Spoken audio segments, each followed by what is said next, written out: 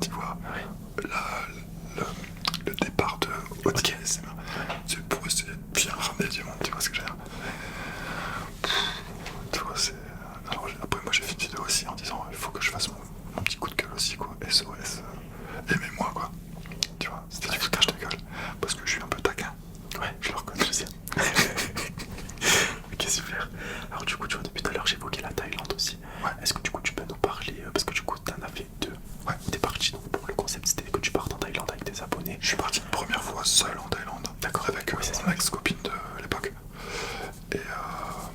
Et quand je suis arrivé là-bas, je me suis dit, ouais, c'est cool.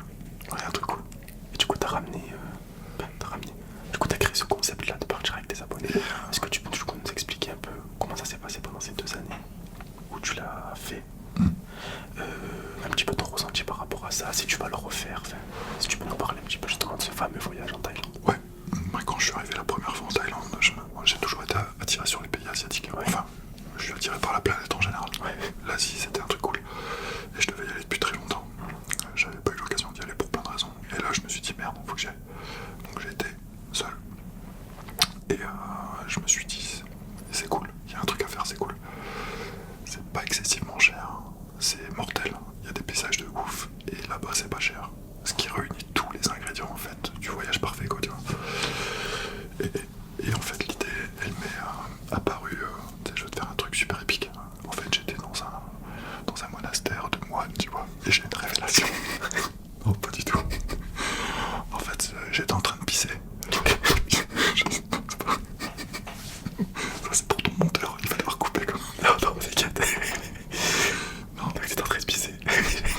J'étais là-bas et je me suis dit, ça pourrait être cool de faire partager ça à des gens, tu vois.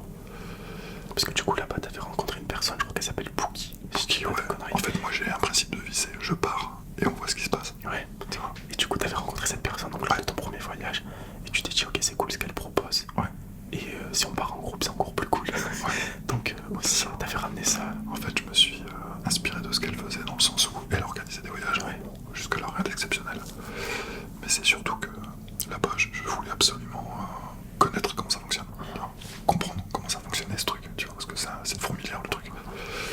Donc en fait, le premier voyage là-bas seul m'a servi à apprendre et à comprendre, tu vois. Et j'ai compris très vite comment ça fonctionnait. Et du coup, je me suis dit, je vais répéter ça pour un futur voyage et je vais le proposer aux abonnés.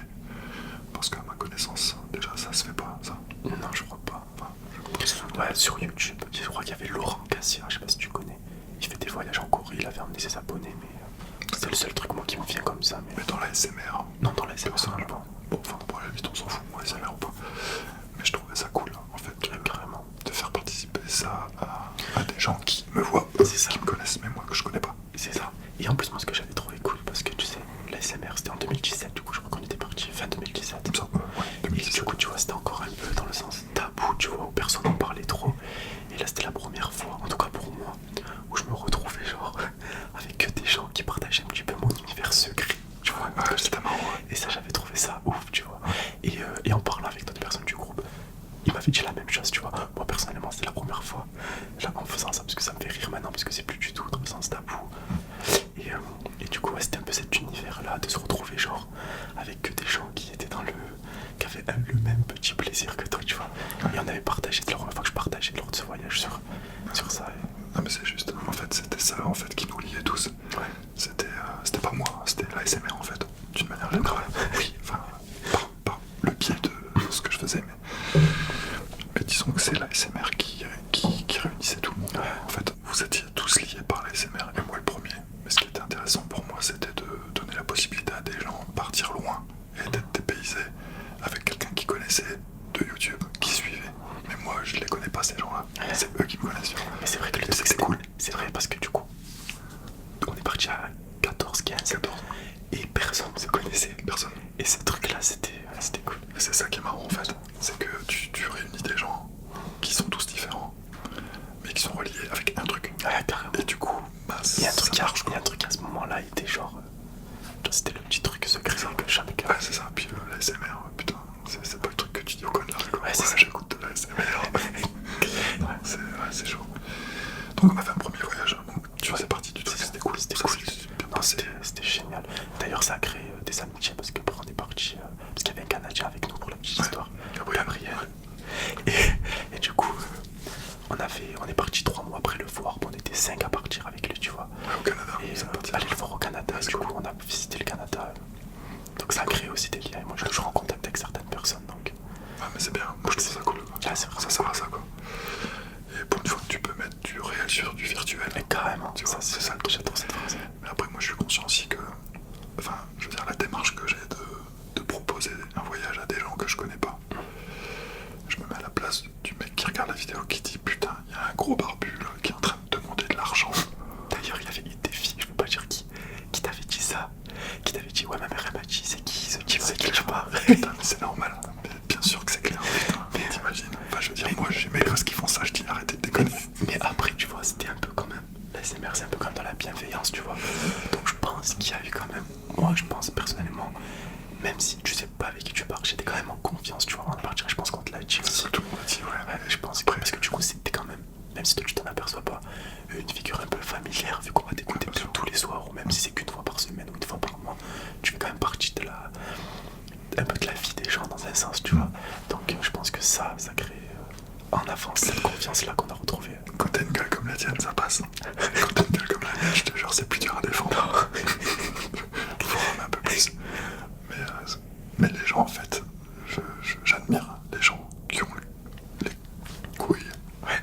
Parce que d'y aller et se dire ok je vais faire confiance à ce mec là, même si je le connais de ci, de ça, je veux dire, regarde une vidéo qui est gratuite sur internet et donner plus de 1000 € à ce mec pour organiser un voyage, il y a un fossé entre les deux, tu vois. Ouais, je peux comprendre ce que tu dis. Donc, moi je pars du principe que je suis toujours positif, je me dis ça va le faire, aucun problème. Et au pire, qu'est-ce que je fais? Bah ça marche pas. Au final, ça c'est tout. Je crois que la première fois que tu l'avais fait, ça marchait pas parce qu'il y avait les élections. C'est ça, et puis il y avait aussi le bac, du coup, parce qu'on était plusieurs jeunes. Il y avait les vacances juste après, donc.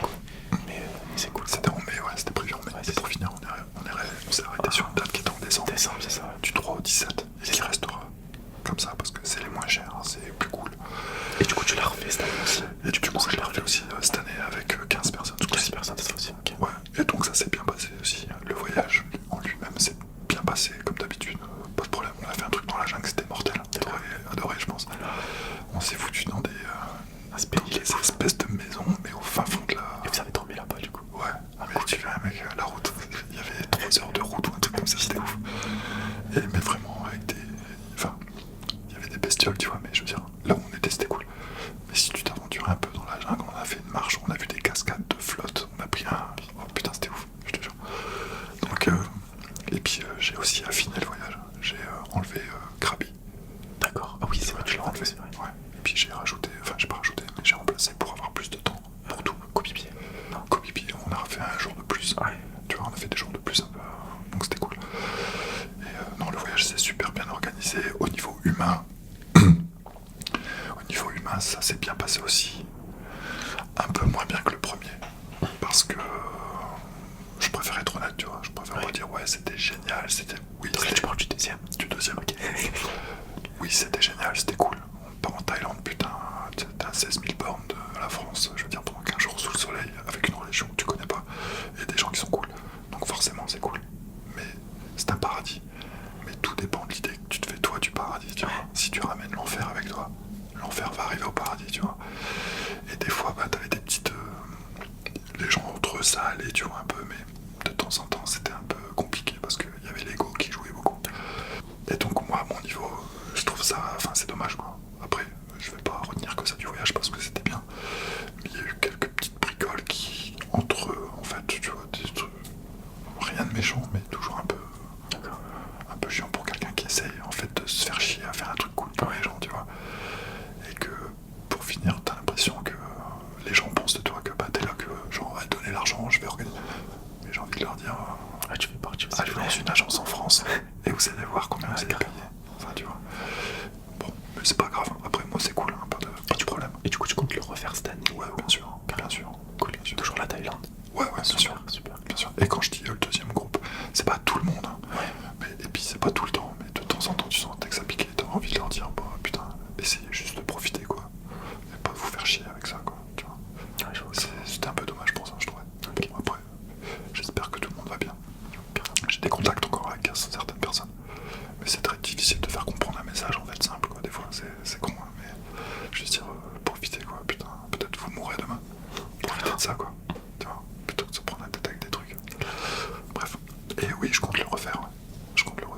année encore, toujours à la même date.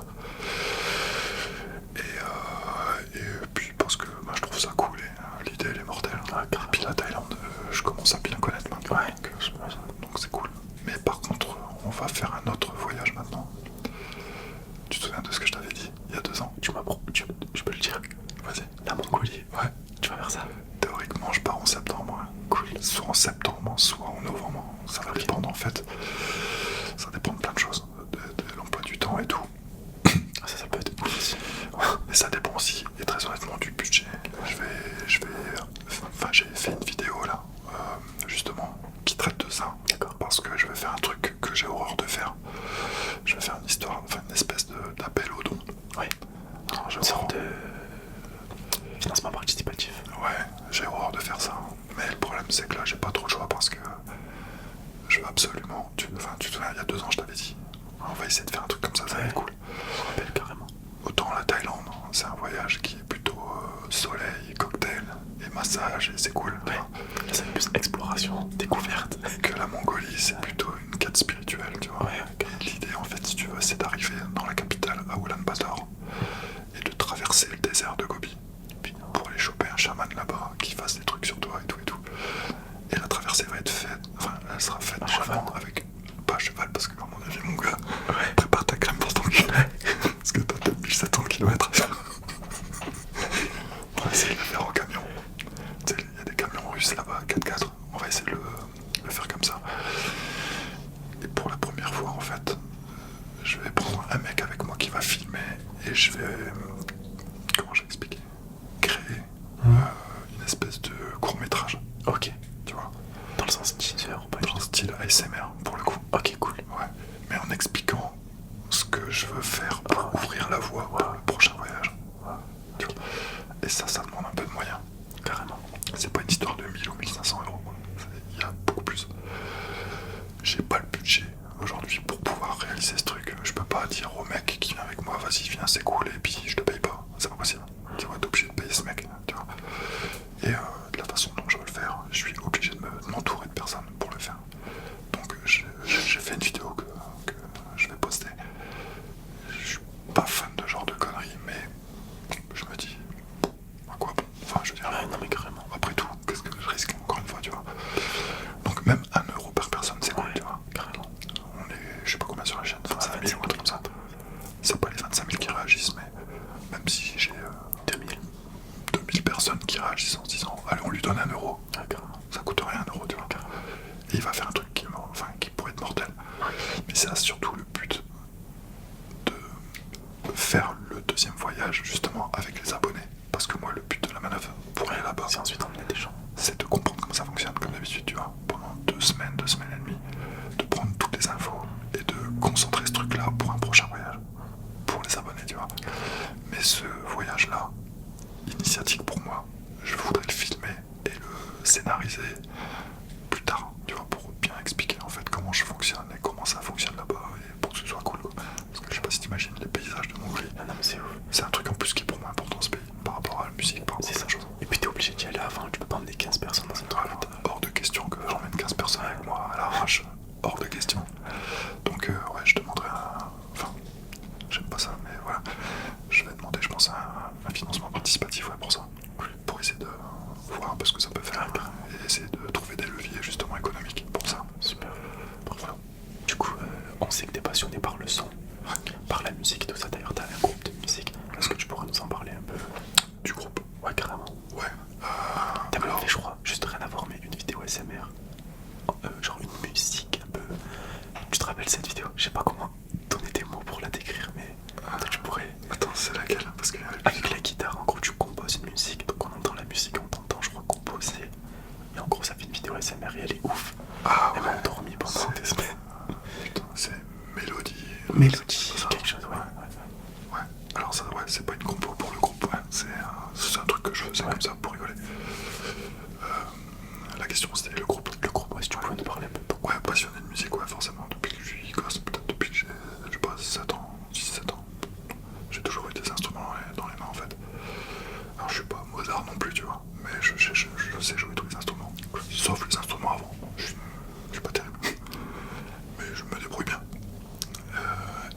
groupe de musique là, qu'on est en train de mettre en place. Parce qu'on joue tous dans des formations différentes à l'époque, depuis plus de 20 ans. Et là on est en train de mettre au point un groupe qui est basé sur pas un concept, mais un concept de vie, une philosophie de vie, et qui est vraiment, c'est un groupe mais chaud, qui fait du show aussi, tu vois. Et ça s'appelle Sarmat. Sarmat, ok. Sarmat, ouais, on a fait un live il y a pas longtemps, c'était cool. T'avais un tournage aussi, t'avais appelé, t'avais demandé s'il y avait des participants. Et là on revient justement de Normandie. Et t'as eu des gens de ta chaîne qui sont venus? On a eu 3-4 personnes de la chaîne, c'est cool quand même. Ah, carrément. Et surtout qu'en plus j'avais un planning qui était compliqué, on revenait de Dubaï. Ah oui, c'est vrai. De Dubaï, juste avant, c'était un bordel. Donc on était à Dubaï, après on est reparti en Normandie, enfin à Paris, après en Normandie. Putain, c'était... T'as beaucoup bougé quoi. C'était ouf quoi. Et donc ouais, et on a fait le premier clip. Ça s'est super bien passé, il est terminé d'ailleurs. Et le deuxième c'est pareil. On a tourné, je peux pas te dire encore où on l'a tourné, mais c'est marrant aussi. Ouais. Tout a été fait, l'album est pratiquement terminé. Et je crois en ce projet. Et j'y crois tellement qu'en fait j'ai arrêté de bosser de ce que je faisais tous les jours. En fait, ouais. J'ai fait une rupture conventionnelle, tu vois, avec les gens avec qui je bossais. Et pour me lancer, moi, à mon compte forcément. Mais aussi pour donner du temps à tout ce que je vais faire. Et c'est pour ça aussi que je suis pas, comment dire, quelqu'un qui fait beaucoup de vidéos tous les jours, tu vois, pour la SMR par exemple. En fait, je pense que t'es plus quelqu'un qui a des périodes, tu vois. Par période. Ouais, je pense que c'est plus ton style. Enfin, c'est par période, ouais. Il y a des fois où je peux pas du tout, parce que je suis juste. Il y a des fois où t'en envoies genre 5-6. Ouais, mais des fois je peux alimenter, ouais. Donc j'aimerais en faire plus, mais après si c'est pour faire de la merde. Donc voilà, donc en fait je vais consacrer toute mon énergie, je me suis donné 2 ans. 2 ans pour faire quelque chose de ce groupe, et puis même moi de la vidéo, tout ça quoi. On verra bien. Tout le financement participatif aussi. Ouais. Parce que bien évidemment là j'ai pas les mêmes revenus et tout. Mais c'est un choix de vie. Et je me dis que j'ai 43 ans. Et si je le fais pas maintenant, carrément. après il va être trop tard. Donc je vais y aller à bloc. Super. Voilà. Bravo déjà pour ça, parce que c'est génial. Bien. Du coup, pour terminer cette interview, est-ce que tu pourrais, même si on en a parlé un peu pendant la vidéo, nous réexposer tous tes projets à venir liés à la SMR ou non d'ailleurs? Ok. Je ne compte pas arrêter la chaîne ASMR pour l'instant. Super. Donc c'est plutôt cool. J'ai arrêté